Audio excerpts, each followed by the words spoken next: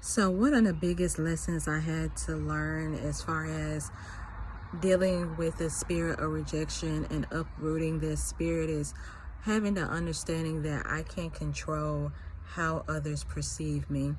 We can walk in peace, and as we are called to do, make peace amongst all men as possible, as much as we can do our part, and we can do that. But at the end of the day, we have to understand that some people are going to perceive us how they want to perceive us. Some people just may not mesh with our personalities. Some people just may not like us. And I think that's something that a lot of people who deal with the spirit of rejection have a hard time dealing with, is that some people are just not going to like us. They're just not going to like our personalities, or for whatever reason.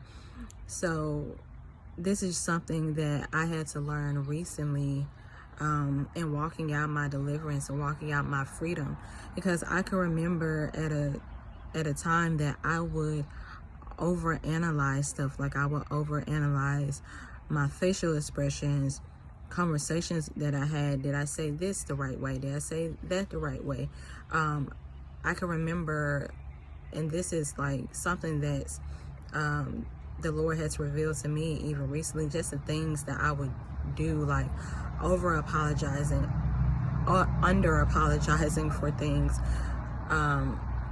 over apologizing to this person, under apologizing to that person, just scrutinizing every little thing about who God made me to be, to the point where I became a shell of myself. I became someone I didn't even recognize.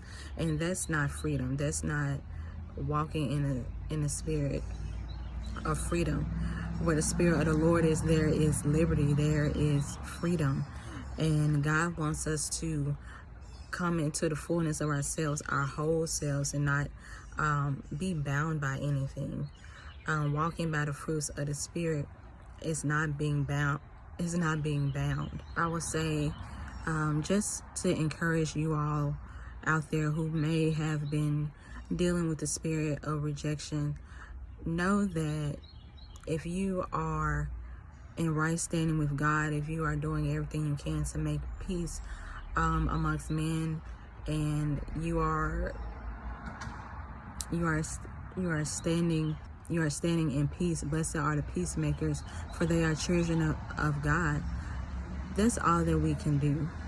That's all that we can do. We can't control how people perceive us. We can't control what people think about us. And once we have that understanding, I feel like we can truly walk in our identity and walk in who God has called us to be. A lot of the times, a lot of the reasons why we are so bound by this spirit, as I said, is that we are trying so hard for people to perceive us a certain way, for everyone to like us, and everyone is not going to like us. We're not called to everyone, and everyone is not called to us. But there is a particular set of people that the Lord will highlight to you that you are called to. And all we can do is to love people.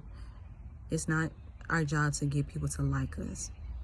So I pray that this message finds you well. I pray that if you are someone that is going through your deliverance with the spirit of rejection, that you will keep in mind to make peace among all men. But ultimately, whatever is going to happen, you have to leave that up to God. I pray this message finds you well. I love you to life. Have a great day.